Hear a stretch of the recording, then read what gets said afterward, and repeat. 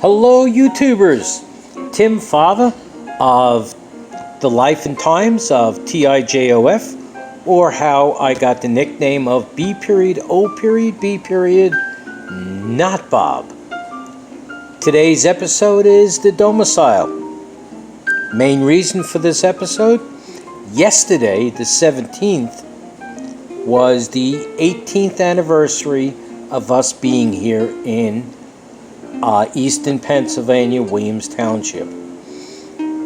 So, let's see now, where does one start? We looked around in 2002 for another house to live in. We had to get out of Somerville for no other reason because of that little glitch that I had with Nassau County every 6 weeks, suspending my license, suspending my car registration, causing me to get locked up and put in jail, and costing me anywhere from $1,000 to $2,500 to get back out because it was a glitch. I love that one. So I said, we have to move to a Commonwealth so I stop being arrested every 6 weeks. Wife was a little ambivalent, but we looked around and we found this location. This location is right after the Pennsylvania border on Interstate 78. And this house was in foreclosure. Lucky for us, because this is a rather expensive area. 1.95 acres, a complex of homes. This was or still is, a 42 by 42 foot building. Lots of stuff on the inside. Then there's another 42 by 28 foot building that was being used as a garage. And then on the other side of the driveway, there was a small 8 foot by 8 foot by 7 foot block building that was used for putting coal into so they can do coal heat. And then in front of that is a 18 foot by 12 foot garage that there was a lot of junk in it, you know. This was a foreclosure. Why was it a foreclosure? Well, there are many stories about that, but the best one is that the owners that were here, they tried to, after they paid the house off, they wanted to keep the wife of the son with them. So what did they do? They figured they'd appease the wife by buying her a 4x4. So they mortgaged the house to buy her a 4x4. The husband was a little nuts like the rest of the family, males. The females were smart. They all got degrees and they all got good jobs. The males got into trouble all the time. And the wife said, I'm not going to take this abuse, I'm leaving. And she took the car with him. What did the males that still lived there, the father and the son, do? We're not going to pay the bank back. She took the car. We don't have to pay it back. Foreclosed. They let the house go for $1,200. They owed $1,200. Both of them were making a decent salary at the quarry, and they let the house go for $1,200. What can I tell you? Some people. So we bought the house, and the way we bought it was there were people doing, they were looking at the house and putting bids on the house. The house was being sold for $138,000 or best offer. There were like 8 people in front of us that were putting in bids upwards of $250,000 for this house. I looked at it. I used to be a house inspector, and I went under the house. I went on top of the house. I go, this house is not going to pass any inspection. I put a bid in for $138,000. The bank looked at me and said, we have all these bids. I says, yeah, I know, I'll get the house. Sure enough, a couple of weeks later, they called me up, I got the house. Got in here, first thing we did was I was working at UPS in Bridgewater at night loading trucks. I was a little thinner then. I had to be. 1,500 calories an hour is what I was burning. And all the people that worked with me were doing the same thing. I had 3 trucks to load. Some people had 5 trucks. Most people had 3 trucks. A couple had really big trucks, so they only loaded 1 truck. But if you ever worked at a loading depot like UPS or Federal Express, you have conveyor belts coming down to the people on the line, and there's signs on those conveyor belts, and the packages that were on the belts were moving at up 1.5 miles an hour. Doesn't sound fast until you get a bunch of heavy things that you got to take off the line, run to your truck about 25 feet, drop what you got off in the truck, run back, and get another package off the line, and go to one of the other trucks, and back and forth, back and forth, back and forth. Yeah, it was tiring. Got good exercise, but it was tiring. Anyway, so when I bought the house, I said, I need help to fix this house up. So I went to all the people that were loading trucks with me. You started at $10 an hour back then, loading trucks, and if you stayed, then you went up with the labor union. So I told everyone that was there, I says, I'll pay you $10 cash, no taxes. I got 35 people from my shift, and I got them up to Easton, Williams Township. And the first thing we did was I got 35-yard dumpsters, put them outside, and we went into the house with battle axes and mallets and trucks, took the front door off and started tearing the house apart. The inside of the house was pretty interesting. Now remember, 42 by 42. What can you put in a 42 by 42 house? Oh boy. They put in, the people that were here, it was a double wide trailer to start.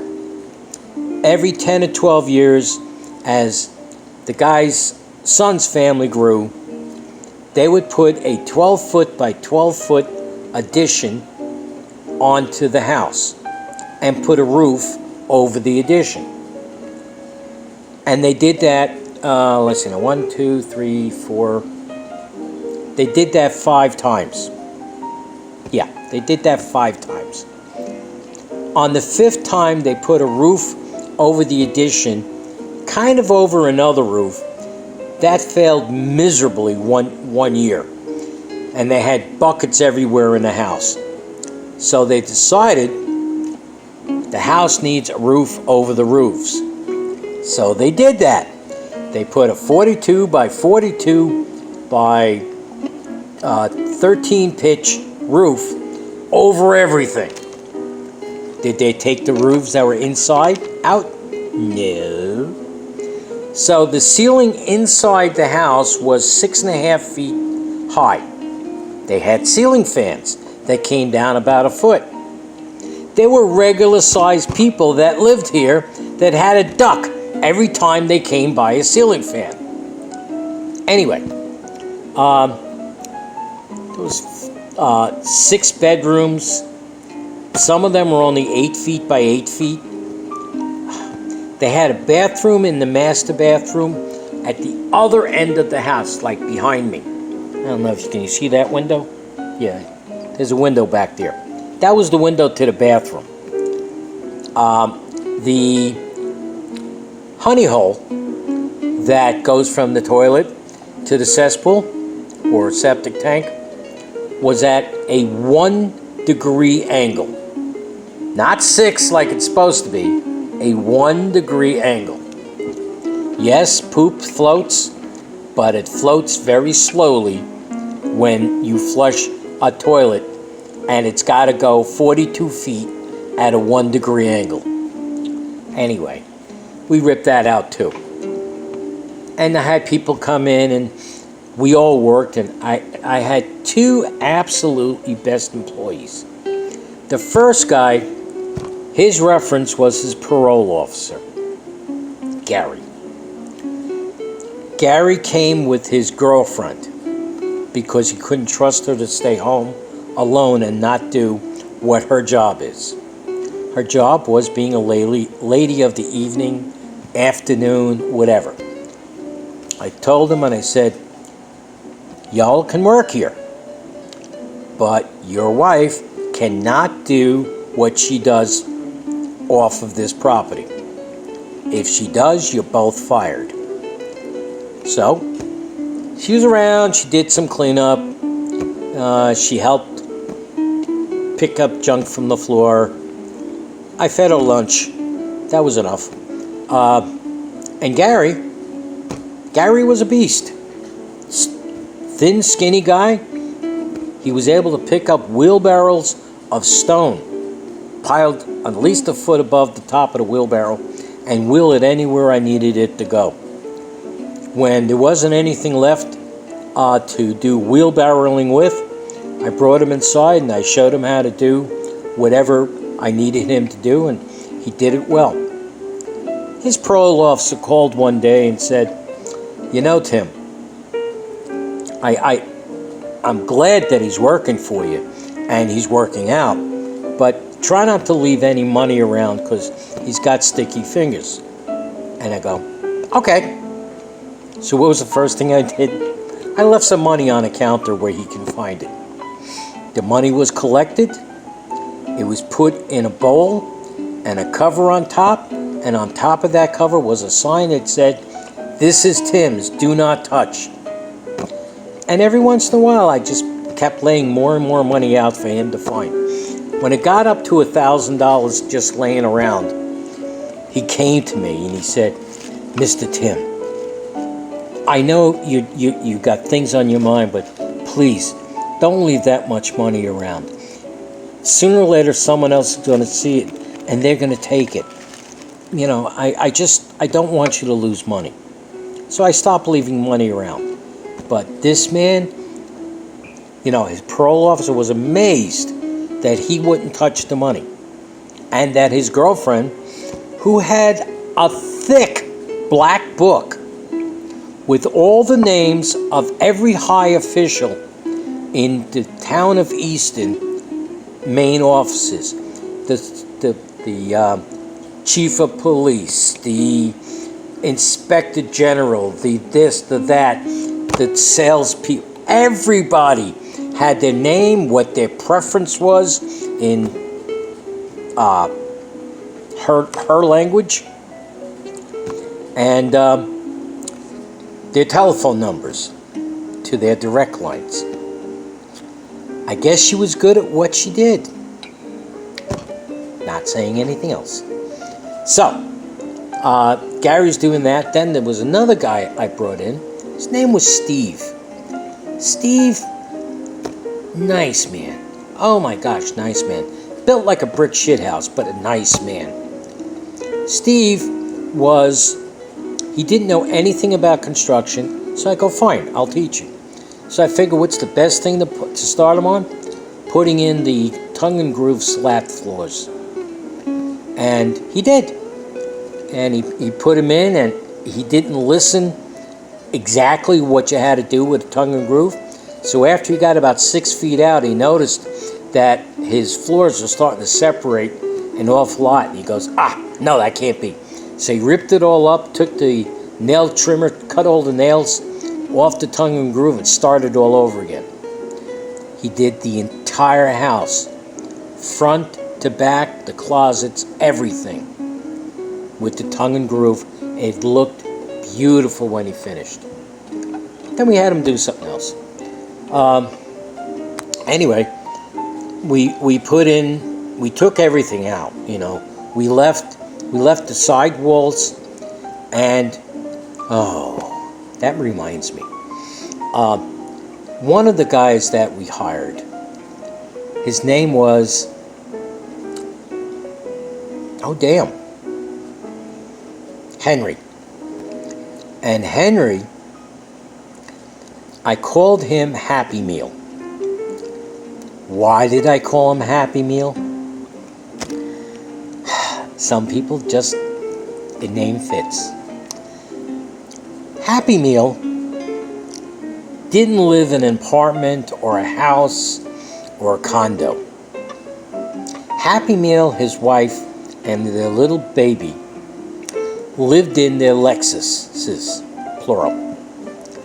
Why did they live in their Lexuses? Because the mortgage on the Lexus was higher than the rent on the house. So since they couldn't afford both, they lived in their Lexus. Found places to wash up, take showers or whatever. And they came to work living out of their cars. Some people. Anyway, he was a little guy. He was only like 5'5", thin, muscles galore. I swear the boy was born on Venus. You know, like a heavy world planet. You know, he would go up the ladder and go to the rafters and knock out a 12-foot by 12-foot section of roof that was up there, throw it down, drag it outside, take the mallet, knock it apart, and throw the pieces into the dumpster, and then go back and do the same thing. Just so you know, a 12-foot by 12-foot section of complete roof.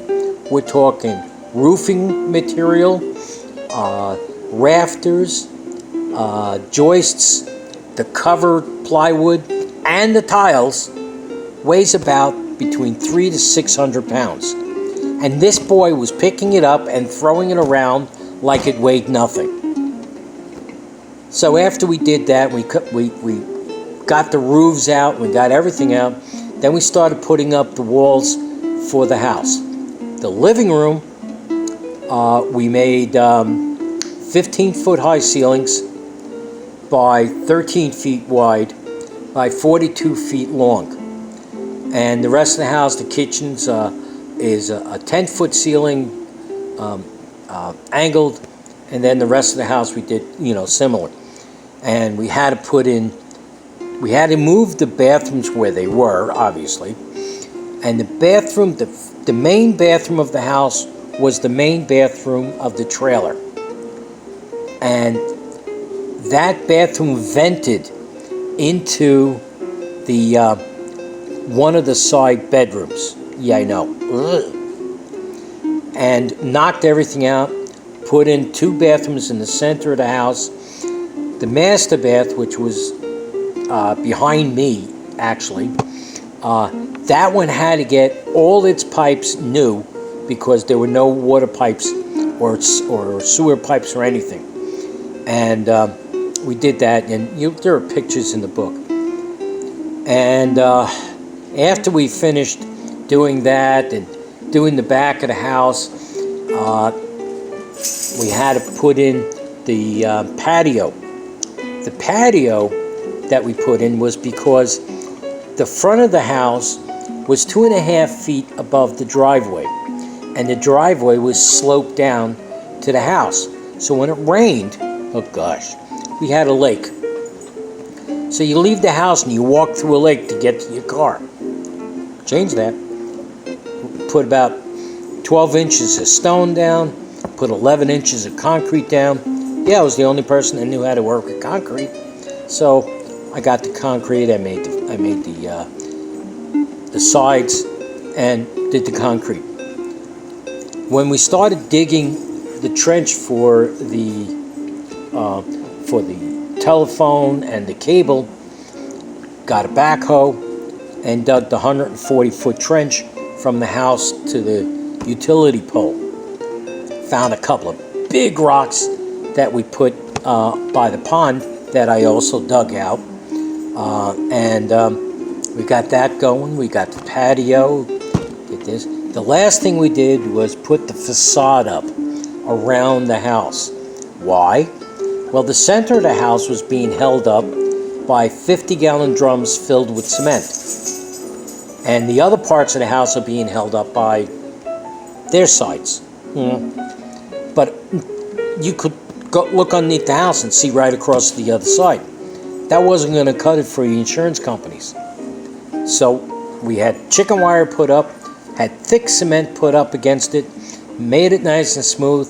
It looked like the house was sitting on a cement foundation. Fooled everyone, got better insurance, and we did that. Our driveway up here is 40 feet wide, and the driveway goes from the back house that is a garage all the way down to the front of the house. Well, let me rephrase that. It doesn't go to the front of the house. Our driveway stops at what we call the goalposts. These were rock formations that were put there by the inhabitants that lived here, and they go up about 6 feet and they go down 12 feet. There was no way I was able to get them out. I even had a crew come in and they said, Tim, we're going to have to dig down 12 feet and then get a heavy-duty crane to get that out. I said, how much? We're looking at about $5,000 each. I go, they stay. They stay where they are. Let the next person who buys this house have that fun pulling them out. So from the goalpost to the front mailbox, which is down the street, down the driveway, our driveway goes 420 feet from the back door to the mailboxes at a 3-degree angle most of the way, except right after the goalposts, it's 4 degrees. We're talking a steep driveway, and in the wintertime, that steep driveway kills you. But anyway, that's the domicile. Hope you enjoyed it, and my book is going to be in the publishers probably by next week. Have a great day. Thank you for listening.